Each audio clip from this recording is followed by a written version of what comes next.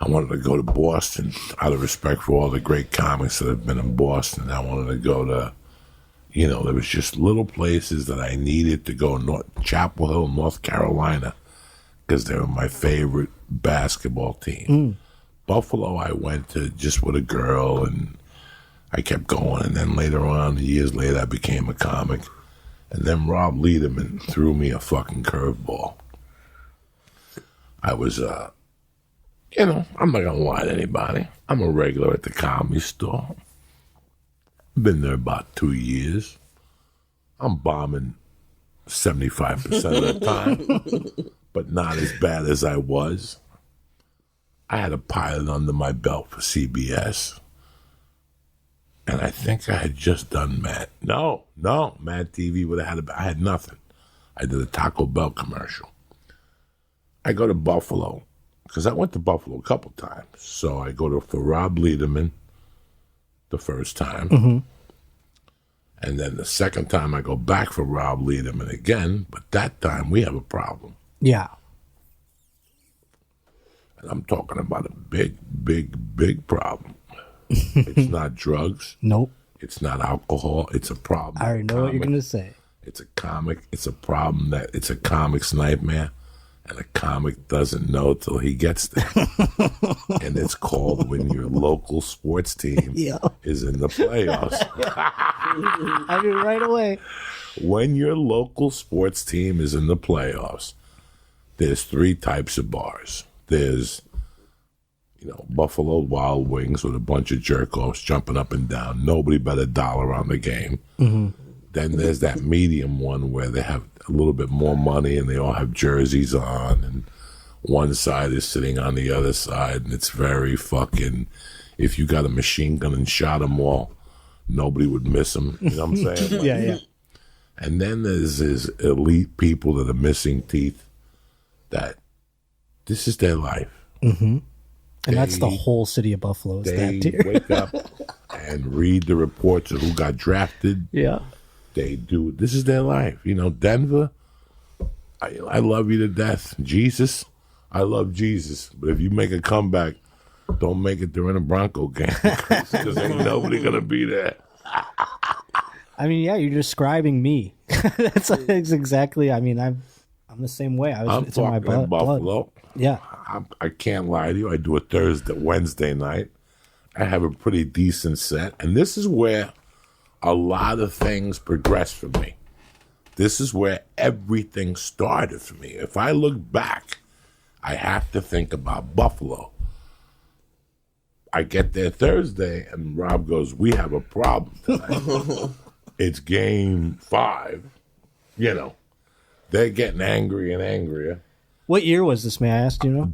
I do not know. It must have been like 2001, 2002, maybe? Around there, because I was having problems here, like as a comic. Anytime earlier before that, see what year the Buffalo Sabres. Oh, I could help you out with all that. There was a string of years though between 98 and 04. We went every year to the playoffs. Okay, so we went to the Stanley Cup in 99.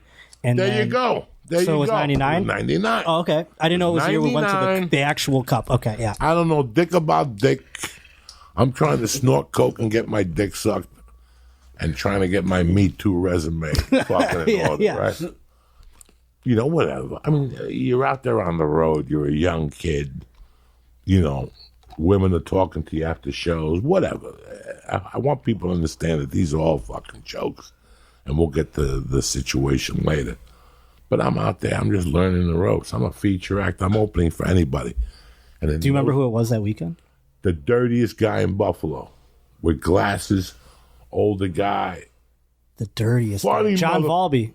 What is it? John Valby? Not the hypnotist, dude. No, John Valby was the singer. This guy who played the piano. This guy's a little off color. Okay. Yoda used him a lot. Off color dude. Couldn't work a lot of clubs. Solid. Understood where I was coming from, and I knew where he was coming from. So I get there, and he goes, "This is going to be the deal. We're going to put the MC up, and then it's going to be halftime, and we're going to put you up, and then you go eat, and then they're going to do another 2 quarters, and then Fucko's going to go up. So they show the show. They show the game at the. So you're doing shit between periods. So the comedy show was going to be put on while the Sabre game was because there's no way that people would tolerate just You're not watching the going to show. turn the Sabre game off. Dude, I just said that I was in Boston at Laugh Boston, my first headlining weekend of my life at Laugh Boston, and they put the fucking Patriots wildcard game the same night as like, you know, it's at 8:15 on Saturday night. I'm like, oh great, no, the shows are gonna get canceled.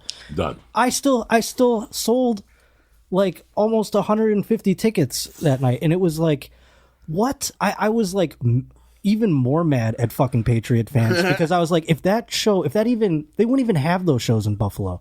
If they said 8:15 Saturday night show in Buffalo on a fucking wild card playoff game, that show's canceled. There's no shot that they would fucking put a game on. When Brad, I did a New Year's Eve with Brad Williams the night that we broke the playoff drought, and the game went long in 7:30 show, and the game went long, and then we won the game, and that wasn't enough. We had to watch the Bengals-Ravens game, the end of that, on the giant screen, because if the Bengals won, we make the playoffs. So they waited even more, like an extra half hour for that, because people were going to never leave the bar if they didn't put it on in the showroom. So people would sit down like fuck, because they're fucking animals. They need to like be herded into the showroom to just be like, at least they'll be in their seats. So when the game's over, we can start the show. I don't hate the Bills. It's not like the Yankees for me, but I don't like the Bills. Right. But I respect teams like that. I respect. There's no reason for you to hate us because you've been destroying us for 20 Well, it's about years. to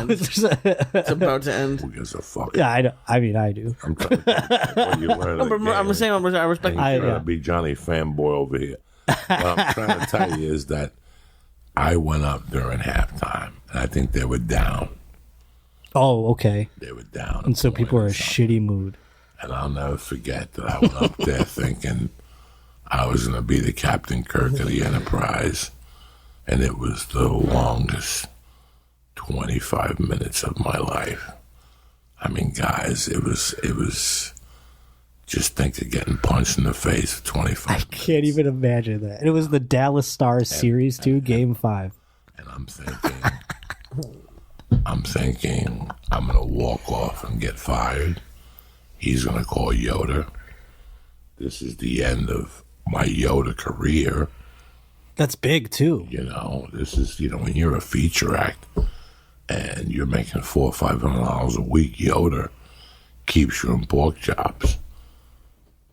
And I walked off, and a couple people clapped, and a couple people said, "Thank God." And I remember wanting to kill myself, but Liederman came up to me and said, "Good job, man.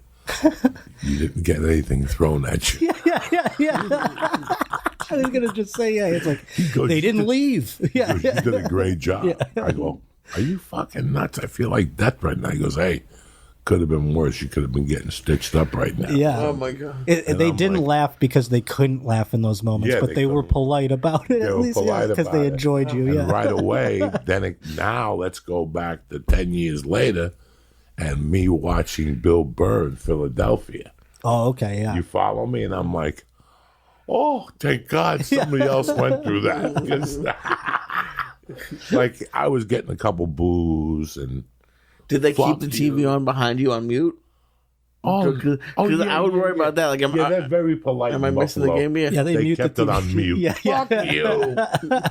Mute. They don't fucking mute anything. Oh, no. God. Oh, yeah. Thankfully, when I started comedy, the Sabres had just, like, I remember the first couple years, I'd be so pissed at the Sabres because, you have your sets during the week, and you're like, no one's going to fucking come. There's a fucking game tonight.